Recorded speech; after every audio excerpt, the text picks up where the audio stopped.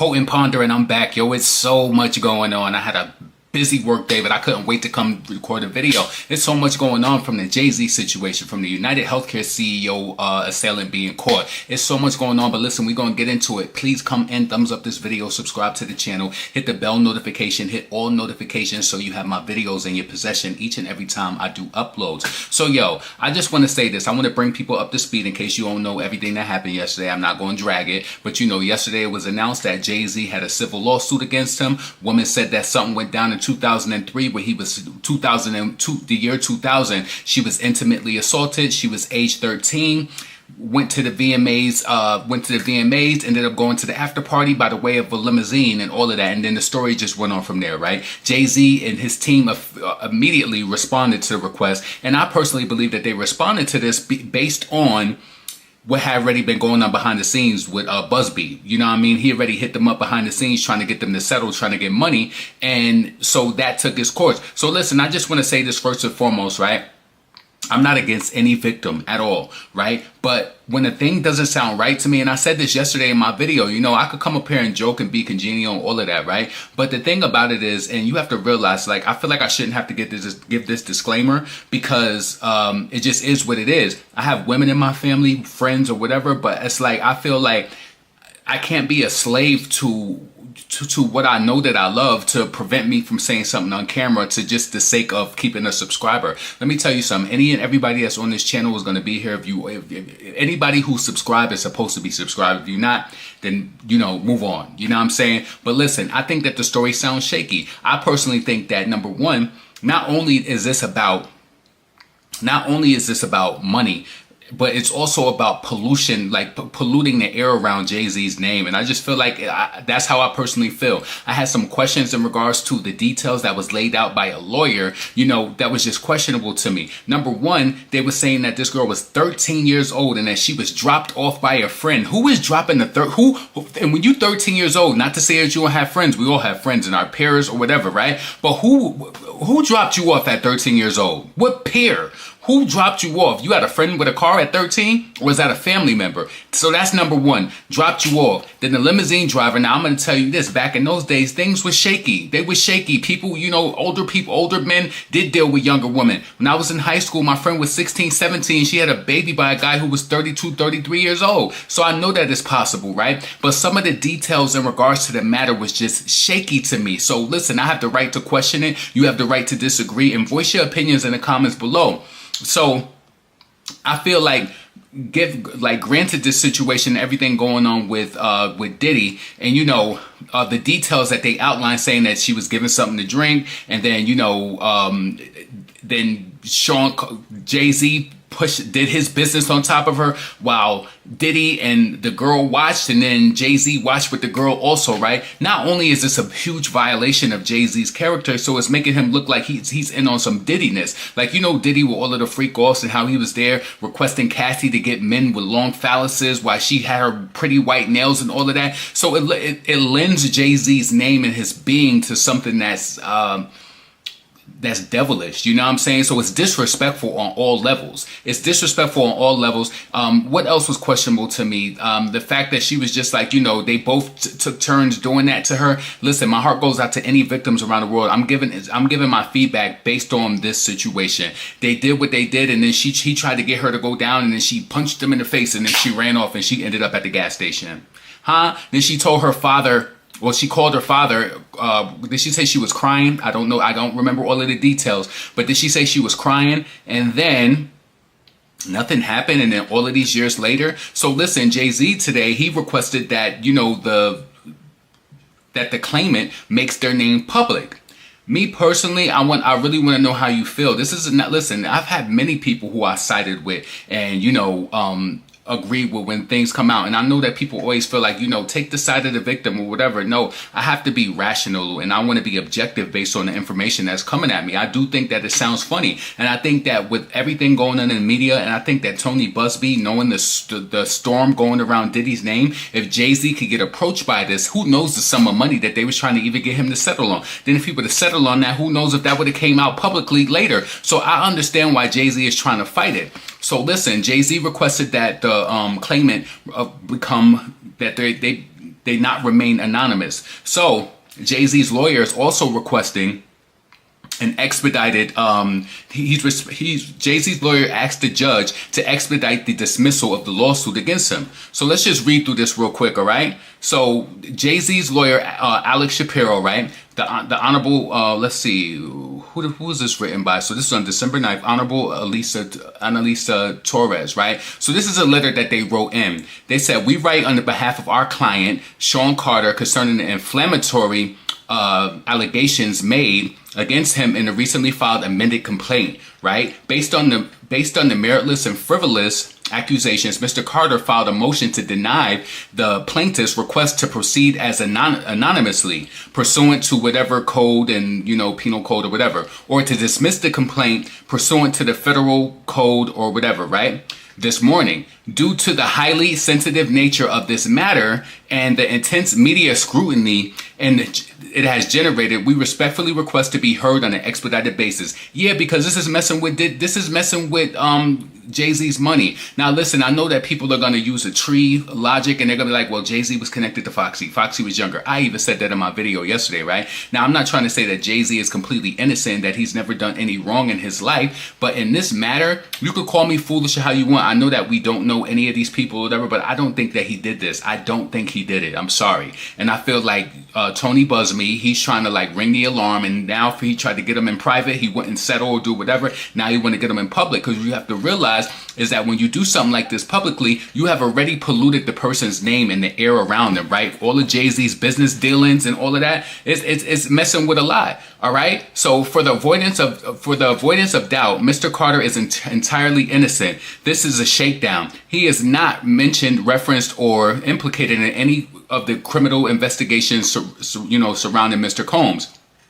All right. He is neither a target or a person of interest in the investigation. So, yeah, I think that because remember before weeks ago, they were telling us it was another bigwig, it was another huge celebrity that was mixed in on this. Right. And that's why this was amended, because I don't know if they were trying to push this on and then trying to reach out to Jay-Z in the interim, because, his lawyer is aware of this. So, listen, let me just finish up. Adding to the urgency of this matter, attorney Tony Buzzme has orchestrated a months-long press campaign aimed at inflaming public opinion and escalating the events in the real time on social media platforms. Okay, every day in real time, Buzzme continues to amplify false narratives, exploiting the legal process to generate media attention to damage Mr. Carter's reputation. Yeah, this is damaging. It's very damaging. Okay, this relentless campaign underscores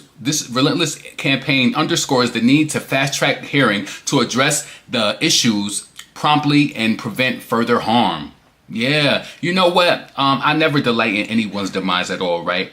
Listen, I've heard certain things about Diddy years ago. Like when I was in 9th grade, I'm talking about 1997. I heard devilish things about Diddy back then. I heard, I seen that video with Jay-Z mushing a girl in the face. I heard about him dating Foxy when he was young, like Dalia, whatever. You know what I'm saying? I've heard those things, but I never heard any vicious things. And I always thought that, Jay-Z was aware of his celebrity stature and his power, and I thought that he would never do anything like that. But we don't know these people. I'm just telling you that I don't believe it. I don't believe it at all. So the plaintiff's request to remain anonymously in both procedurally improper and unsupported by the law. Federal rule, and they gave the code, requires that all parties be named in their pleadings, reflecting the bedrock of principle of transparency in judicial proceedings. Plaintiffs has failed to demonstrate the plaintiff has failed to demonstrate any compelling circumstances that would justify, and I have an answer for this too, what I'm going to tie into D. They have failed to give any circumstances that would extraordinary depart from this rule, right? And I think what they mean by that is, remember how Diddy and Jane Doe in that case has stayed anonymous for so long? I think the reason that happened because, Diddy witnessed tampering or threatening people. Jay-Z hasn't had any of that behavior displayed at all. So it's just like, I don't think that they can remain anonymous. And I feel like his lawyers know what's going on and what they're talking about. So speculative and unsubstantiated claims of harm presented by the plaintiff's counsel do not meet the stringent standards required by the Second Circuit and other federal courts to allow pseudonomity.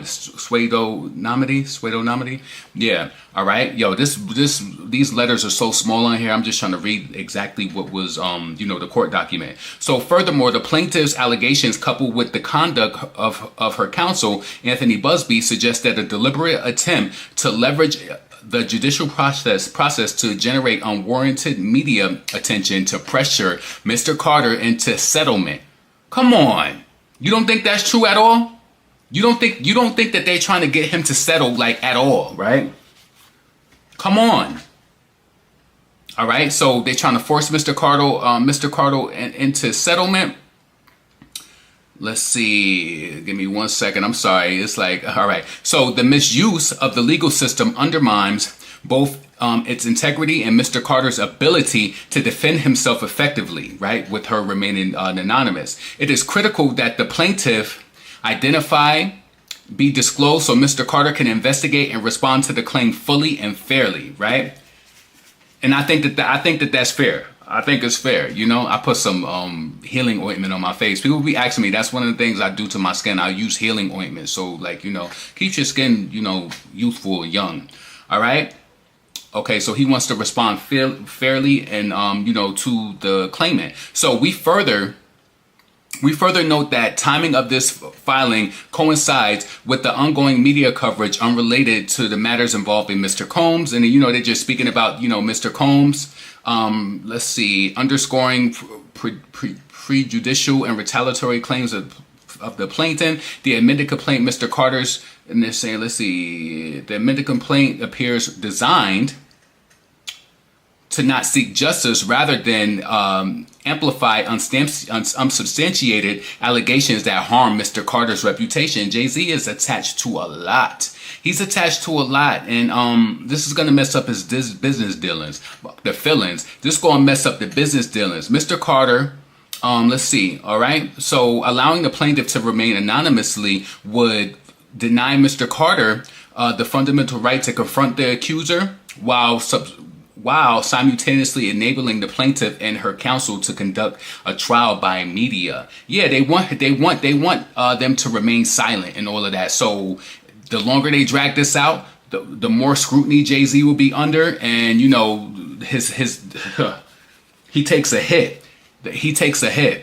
All right. So this is the last paragraph. This is so small. The writing on this is so small. Just bear with me. Given the circumstances, we respectfully urge that the court deny the plaintiff's request to proceed anonymously and to dismiss the complaint pursuant to the code. The matter is the utmost importance, and we request an expedited hearing to address the significant procedural and substantive issues. All right. And then they wrote all that, and they said that we're available at the court's early availability for a hearing. So that's that. Right. So, yeah, I just want to say this. I'm not saying, again, I don't know Jay-Z. I don't know what he does. And, he don't know what I do, behind closed doors or whatever. Right. And I know that people have said that he was there at the 2000 VMAs that year. Right. But I just feel like based on some key details that was just disclosed in the lawsuit and the civil suit, I just don't believe it. I'm sorry. And you let me know in the comments why you do believe it. And, then I'll respond back to you. If I do see your comment, I have the time, I'll respond back. And I know that a lot of people, especially it's like, I feel like there is this whole big urge to take down the black millionaire to humble them or whatever. Right. But I think that if you're going to do something like this to someone, I think that it needs to be legitimate, one, and then you need to allow him to be able to respond efficiently. And you know what I mean? Because this is, to me, it is a money grab. It does seem like that it is a way for them to try to settle this so it gets out of the, the public light. But the damage is already done. It's already done. Listen, let's move on. The next thing I want to talk about the situation with United Healthcare. So, the gunman was definitely located today.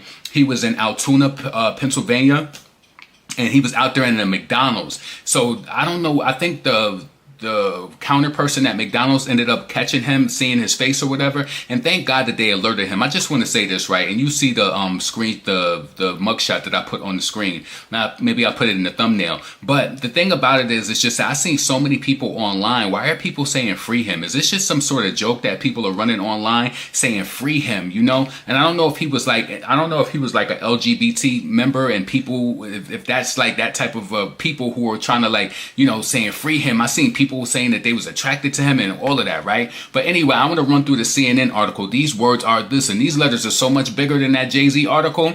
So Luigi Mangione faces 5 charges, including forgery and a firearm without a license, the release says. So he was caught today in Altoona. So, all right. So Luigi Mangione, who was a suspect of unaliving United Healthcare CEO Brian Thompson, was charged with 5 counts, according to the criminal complaint released Monday. So, you know, he's going to be charged there in Altoona, Pennsylvania, and then he's going to be extradited. He's going to be extradited to New York to face charges for, you know, the unaliving.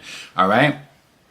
So he is charged with 1 felony count of forgery with the, you know, fake IDs and all of that, 1 felony count of carrying a firearm without license, and 1 misdemeanor count of tampering with the records and identification of a crime, and 1 misdemeanor count of false identification. Law enforcement authorities, the complaint says. And I did see the press conference earlier too, right? So I'm waiting for the manifesto to come out, but he did mention something in the paperwork saying that he had to do this pretty much. Like, this is crazy.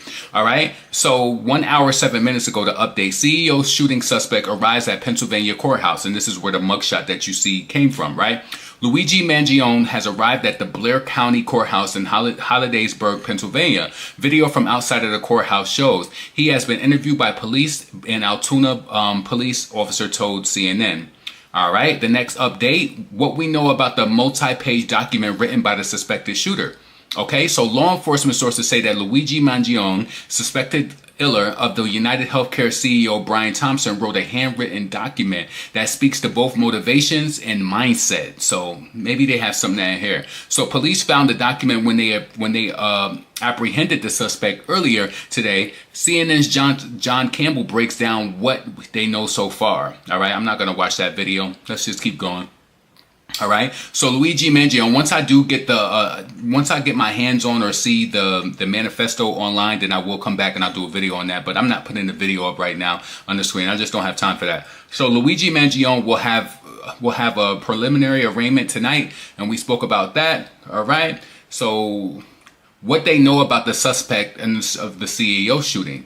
All right. So the suspect police questioning is saying, in the slaying of the United Healthcare CEO, is an Ivy League graduate software engineer.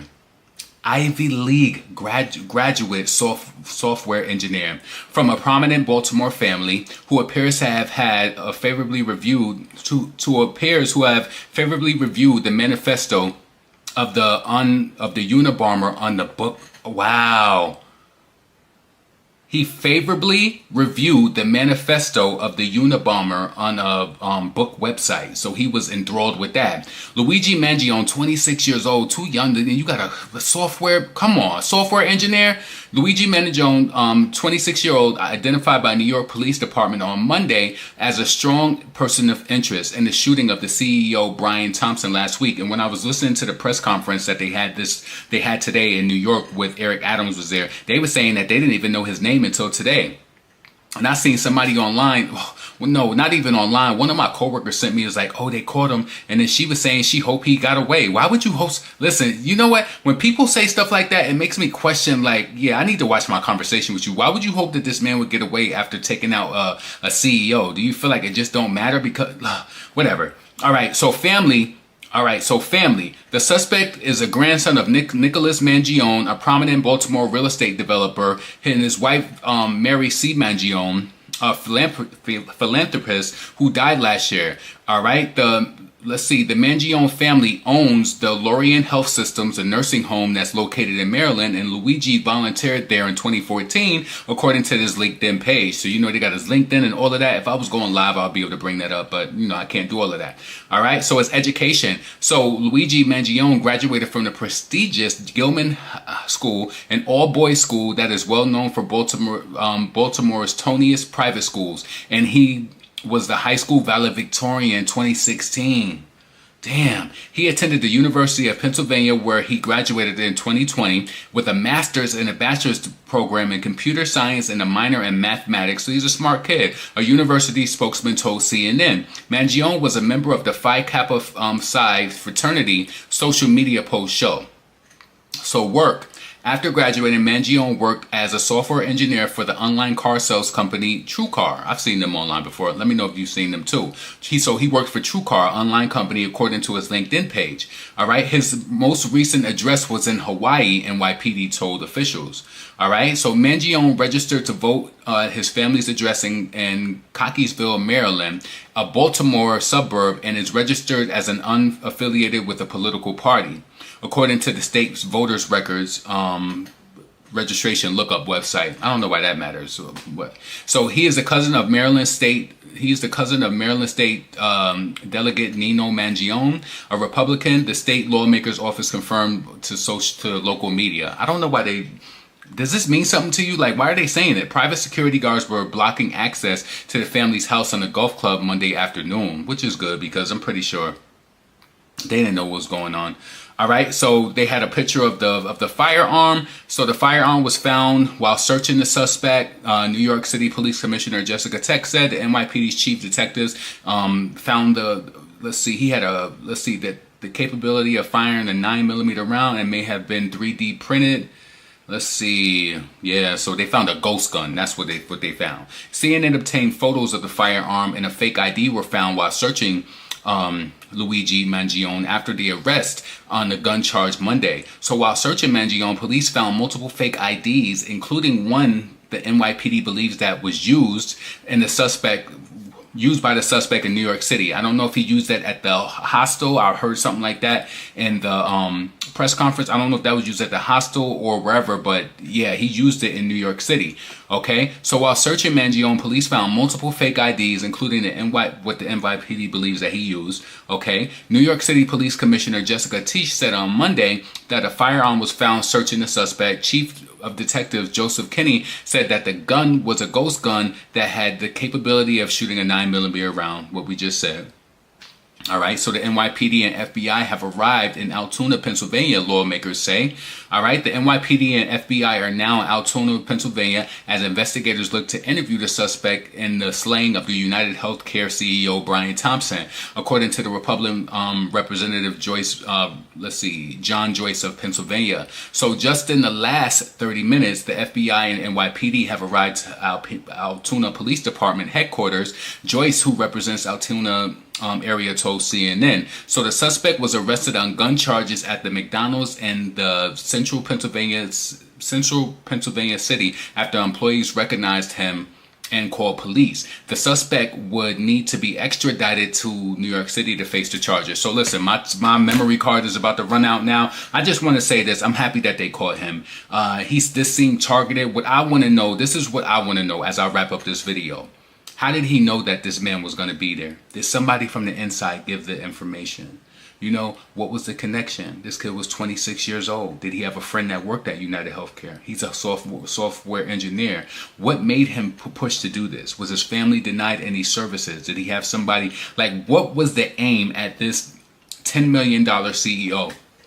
I really want to know what was the aim with that. But listen, I want to wrap this video up. I want your comments in regards to the whole Jay-Z situation too. I feel like this is purely just pushed to try to pollute the air around him, trying to make him look a certain type of way, trying to make him lose deals. Again, I don't know Jay-Z, but I'm telling you, based off of the details that I read in those documents and what I did my video on yesterday, and you know, just the details related to how this whole thing is being explained, I just feel like it has some, it just has some questionable, I have a lot of questions about, you know, the details in the lawsuit. I personally don't believe it, just to be honest with you. And it's not that that I'm a huge fan of Jay-Z or anything like that. It just doesn't sound right, you know. It doesn't sound right to me, but it can sound right to you, and you can leave your questions below and sound off on that. Potent, pondering, never pandering. I had a long day. I really wanted to upload this earlier, but I had a lot of work to do today. So, you know, yeah, I had to get to it when I got to it. But yeah, I want your comments below. Let me know how you feel about the United Healthcare healthcare worker as well. You know what I'm saying? I'm glad that they found the assailant. Happy he's off the streets. And what's up with all of these weird people online that was so mad that he got caught? Listen, I'm going to end this off by this. I've worked in healthcare pretty much all of my adult career, right? It is unfortunate when things aren't covered by healthcare, but you can't just listen. And I'm saying this even as it pertains to me, even if I'm a person who's experienced, who will experience that later. Certain things are just exclusions, and it's while the CEO has the final say so on things from a broader like business perspective. They have different teams who handle like coverages and what's covered, what's excluded, like, you know what I'm saying? And like today I was working, you know, handling something in the project management realm, and a person was upset about something being not covered, and the letter passed through me, and they wrote the letter to the CEO. This is not a CEO issue. This is related to the product that you have, the exclusions, and the person just didn't understand, like, you know, it's not covered, you know, and they were upset, and they're writing their letter all to the CEO. It's not covered. It's not covered. So I just think people have a misunderstanding when it comes to that. And he's only 26 years old. It's just unfortunate that he threw his life away for that matter. Potent pondering. Listen, I'm going to do another video probably later.